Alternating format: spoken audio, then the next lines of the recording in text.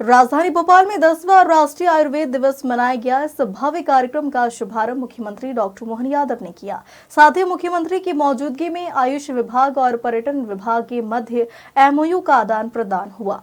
संपूर्ण सेहत के साथ पारिस्थितिक संतुलन और सतत विकास को ध्यान में रखते हुए इस वर्ष लोगों के लिए आयुर्वेद गृह के लिए आयुर्वेद की थीम के साथ आयुर्वेद दिवस मनाया जा रहा है।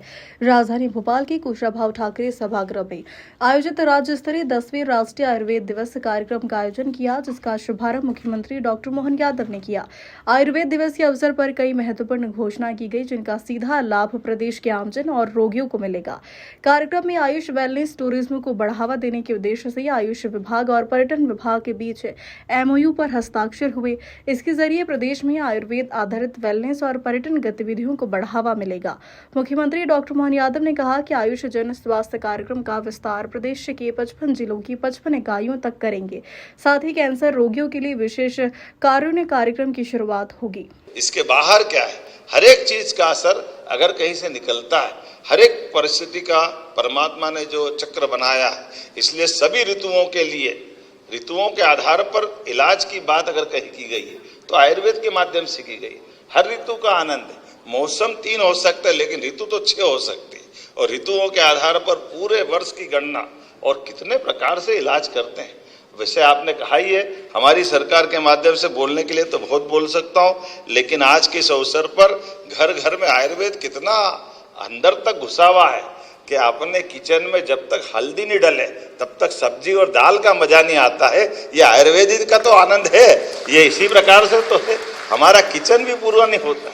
घर के खाने पीने से लेकर सभी चीज, दादी माँ का बटवा, अपने घर में बीमारी की कोई हल्दी की पट्टी लगाने वाली वो पुरानी कहानी, वो सारी चीजें हमको याद दिलाती है कि शरीर के साथ होने वाली घटनाओं में घर में ही दवाई मौजूद है, घर में इलाज मौजूद है। पानी की पट्टी से लेकर अब जल नीति भी करा लेते हैं। आयुर्वेद और प्रकृति का ऐसा तालमेल है, ये कोई बाहर नहीं, एक दूसरे से जुड़ा हुआ पक्ष है।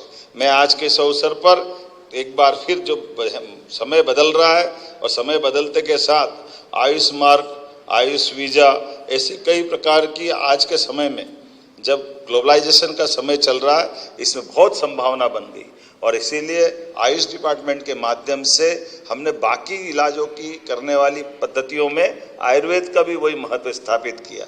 और जब हम अपने मध्य प्रदेश की तरफ देखते हैं तो मध्य प्रदेश के अंदर तो वास्तव में हमारा परमात्मा ने प्रकृति का कितना सुंदर परिवेश दिया है। हमारे लिए हमने कहा कि आयुर्वेदिक कॉलेज खुलना चाहिए, तो जहाँ हमारी प्राकृतिक सारी आबो हवा है, सारी वनस्पतियाँ हैं, दुनिया भर से इस मार्ग से भी चल करके बड़े पैमाने पर हमारे क्षेत्रवासियों का, वहाँ के निवासियों का और विदेशवासियों का, सबके लिए वो अवसर देने के लिए, इसलिए हमने सरकार बनने के साथ ही कहा है कि हमारे यहाँ अपने राज्य के अंदर कितने मेडिकल कॉलेज खुलेंगे आयुर्वेद के, और पहली बार आज की स्थिति में 1 साल में 8 मेडिकल कॉलेज खोल करके ये हमारे संकल्प की पूर्ति कर दी है कि लगा। कार्यक्रम की अध्यक्षता उच्च शिक्षा, तकनीकी शिक्षा एवं आयुष मंत्री इंदर सिंह परमार, संस्कृति व पर्यटन राज्य मंत्री धर्मेंद्र सिंह लोधी सहित जनप्रतिनिधि और अधिकारी शामिल होंगे।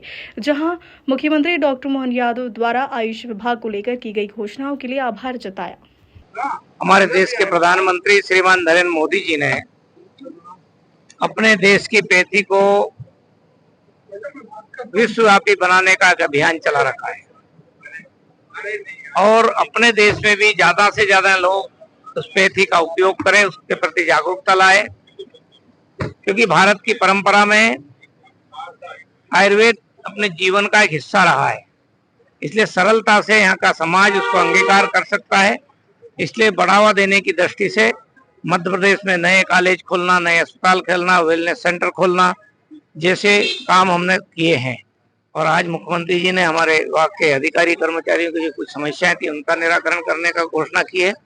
साथ ही हमारे यहाँ पर कई कॉलेजों में केवल यूजी क्लासें थी, पीजी नहीं थी, इसलिए पीजी क्लासें भी करने का निर्णय मुख्यमंत्री जी ने किया है।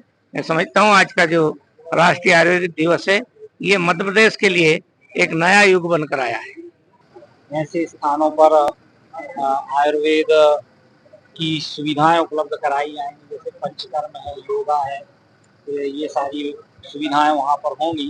तो मुझे लगता है कि ये वेलनेस की दृष्टि से वेलनेस पर्यटन है उसकी दृष्टि से एक महत्वपूर्ण कदम यशस्वी मुख्यमंत्री डॉक्टर मोहन यादव जी के नेतृत्व में हमने उठाया है। पुनः सभी को आयुर्वेद दिवस की बहुत बहुत शुभकामनाएं। नेतृत्व में हमने उठाया है। पुनः सभी को आयुर्वेद दिवस की बहुत बहुत शुभकामनाएं।